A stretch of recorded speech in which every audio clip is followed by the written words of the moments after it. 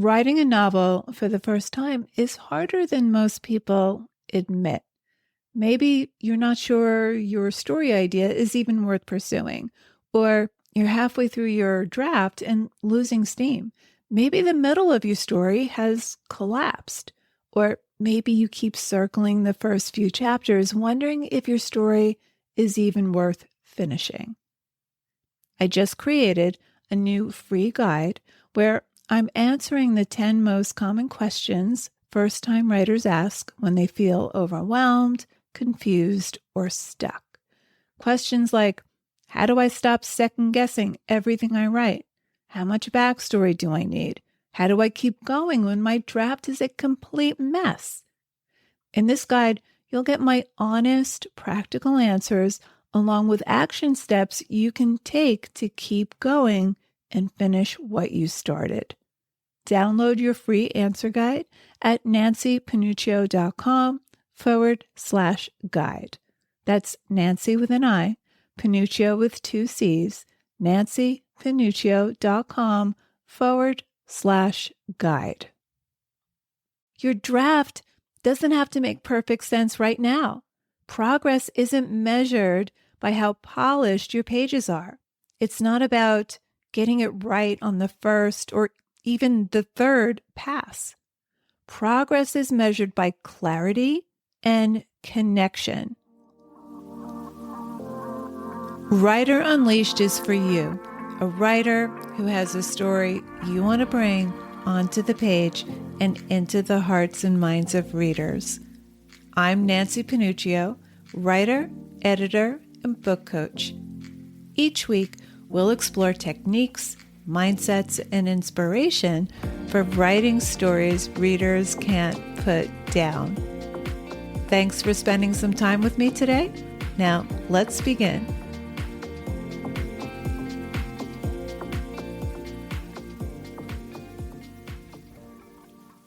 Writing your first novel can feel like dumping 1,000 puzzle pieces onto the floor without the picture on the box to guide you.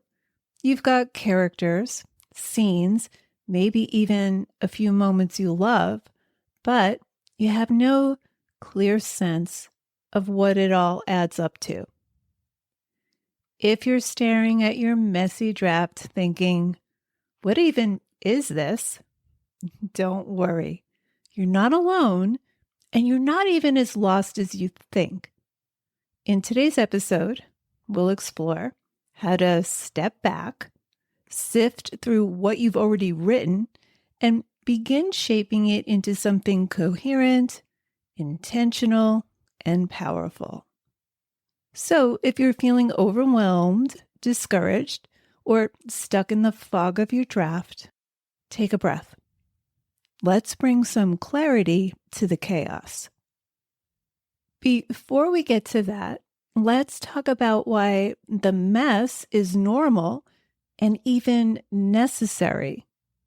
Every draft, or even second or third draft, can be messy.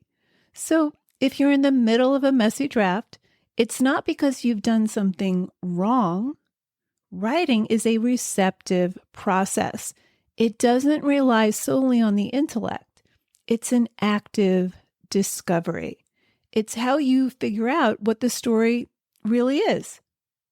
I love this quote by Gaston Bachelard.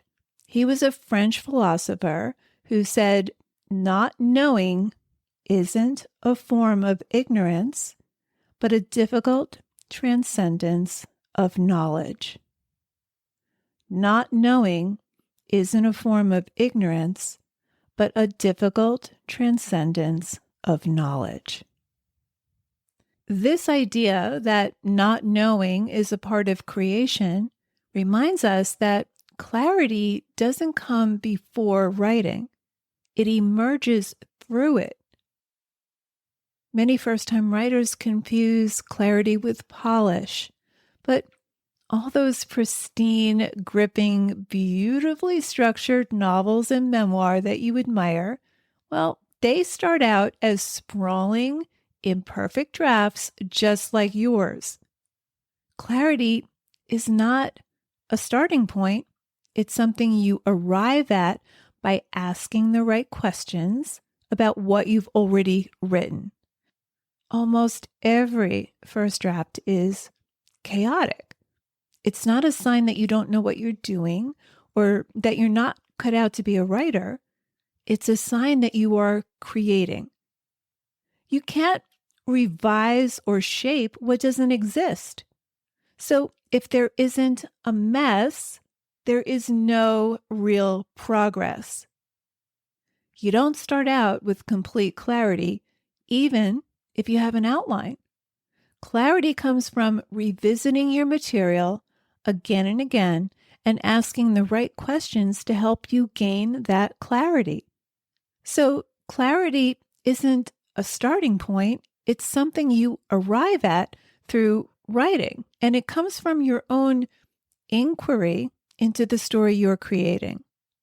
So instead of judging the mess, let's mine it for meaning.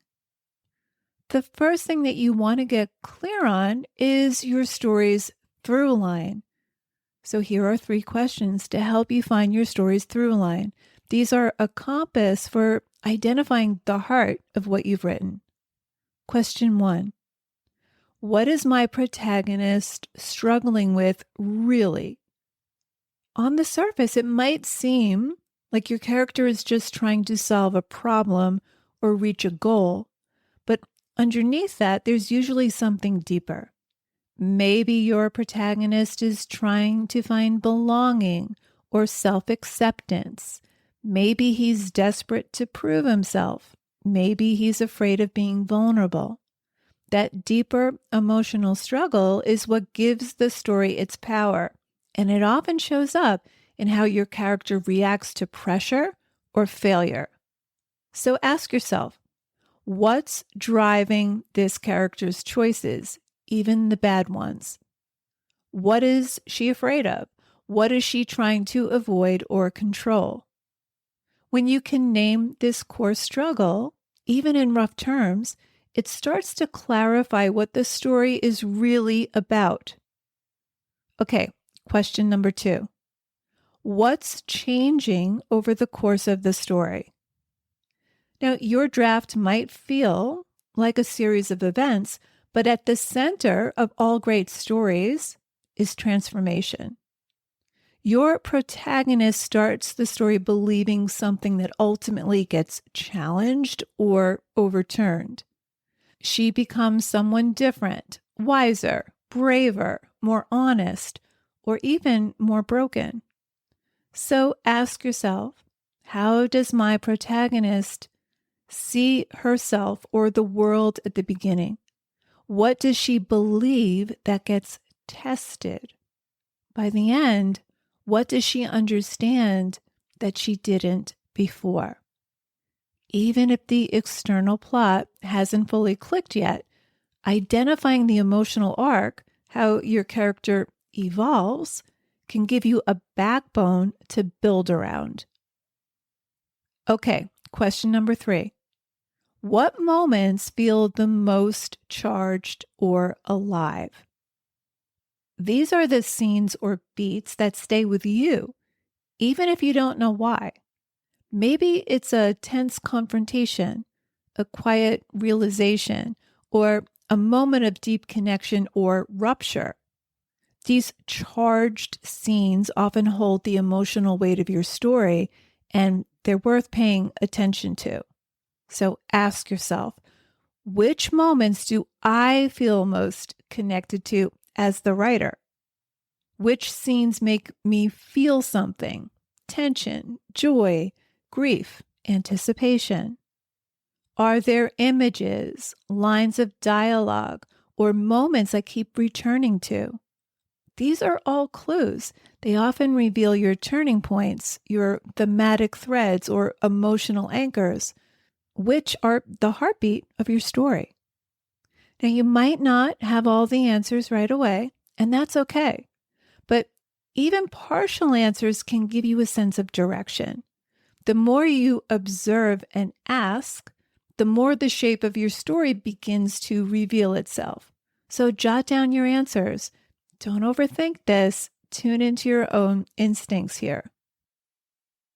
Okay, once you've done that, you can organize it without rewriting yet. So print it out or view it as a whole.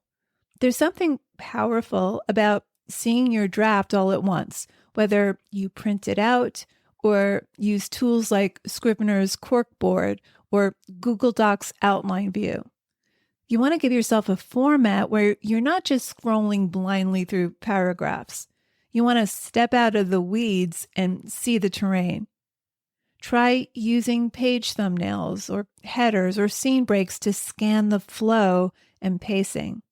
Are there long stretches without action? Does a subplot dominate more than you realized? Mark what stands out. This needs more setup. This feels rushed. Is this still relevant? This feels out of place. You don't want to try to solve everything at once. You're not fixing your story right now. You're investigating what's already on the page. So you're not rewriting at this stage. You're mapping what's already there. Okay, once you've done that, create a reverse outline. Instead of outlining before you write, you're outlining after, based on what you actually put on the page. And you can do this at any stage when you're overwhelmed and trying to get a handle on your material. So for each scene or chapter, write a quick 1 or 2 line summary. What happens and what does this move forward? What does it move forward in terms of plot, character, or theme? You can do this in a spreadsheet or index cards or even with sticky notes. Physically moving scenes around can help you experiment with structure without rewriting anything. Then you want to ask, well, what do I have here now and what might be missing? So now that you have a map, ask which plot threads are already working? Where does the energy drop off? Are there gaps between major events or turning points? Do characters disappear for too long? Sometimes you'll discover that several scenes are doing the same job or that you're hinting at a subplot that never gets resolved. And that's okay. You're not judging here, you're noticing. Once you've done your reverse outline, sort scenes into loose acts or phases. Try roughly grouping your scenes into beginning, middle, and end. Don't worry about perfect story structure yet. This is just to locate the arc. So ask yourself, where does the story feel like it really begins? Where do things shift in intensity? What feels like a turning point? Does the ending land emotionally, or does it feel rushed? Even a rough sense of acts or phases helps you start shaping the story into something coherent. You want to identify function, not quality. This is key. Don't get stuck evaluating whether a scene is well written or interesting enough. That comes later. Instead, ask, what is this scene doing? What role does it play? Is it introducing a new problem? Is it deepening a relationship? Is it delivering a consequence? You're learning to see your story structurally, not emotionally. Think of yourself like a director looking at raw footage. Your job is to catalog the pieces, not critique the performances. Now, what if you identify gaps or messy bits? Don't panic if things repeat, go nowhere, or contradict each other. This is just raw material. Don't worry, you'll sculpt it later. It's totally normal for your draft to feel inconsistent. Maybe one scene repeats something from another. Maybe a subplot goes nowhere. Maybe an emotional beat feels unearned. It's all good. It means you have material to work with. You're learning how the story wants to be told. But don't try to solve everything at once. You're not fixing your story right now. You're not rewriting it. You're investigating what's already on the page. You're mapping what's already there. Okay, so we covered a lot. So let's recap. If your draft feels messy, scattered, or confusing, that doesn't mean you're doing it wrong. It means you're in the middle of making something. We talked about how mess is normal. It's not a sign you're failing, it's a sign that you're creating. Clarity doesn't come first, it's something you arrive at through writing, reflecting, and asking the right questions. We also explored 3 powerful questions to help you find your story's through line. What is your protagonist really struggling with? What's changing over the course of the story? And what moments feel the most charged or alive? From there, we looked at ways to organize your draft without rewriting yet, so you can zoom out, see the full shape of your story, and identify what's already working and what could use more development. And finally, we shifted the mindset from frantic fixing to thoughtful inquiry. You're not here to fix your story, you're here to understand it. Here's the biggest thing I want you to take away. You don't have to wrangle your draft into perfection today. You just have to meet it with curiosity and start listening for the story beneath the surface. Even the messiest draft holds the heart of something meaningful, and clarity is not something you force, it's something you uncover. You're doing important work, so be patient with the process. Trust what drew you to the story in the first place and take it one clear, courageous step at a time. Your draft doesn't have to make perfect sense right now. Progress isn't measured by how polished your pages are. It's not about getting it right on the first or even the third pass. Progress is measured by clarity and connection, by how well you understand the story you're telling, by how deeply you're starting to connect with its emotional core. Even the messiest draft holds the seeds of a powerful story. So don't worry about rewriting yet. Right now, you're mapping, you're not fixing, you're finding form. This phase isn't about control, it's about seeing what's there. And the more clearly you can see what you've already created, the more confidently you can shape it into something meaningful and strong. You don't have to control the whole story today. You just have to meet it where it is and start listening for the pulse that's already beating beneath the mess. Trust me, it's always there. Everything you need is already on the page. So there you have it. Thanks for hanging out with me today. If you know any writers who need some support in their writing, please share this episode or the Writer Unleashed podcast in general. And if you love what you're listening to, subscribe on your favorite listening platform. And if you're listening on Apple, please leave me a review. Reading how this podcast impacts your writing truly lights me up and helps me create topics for the show. Till next time, keep writing, and I'll talk to you soon.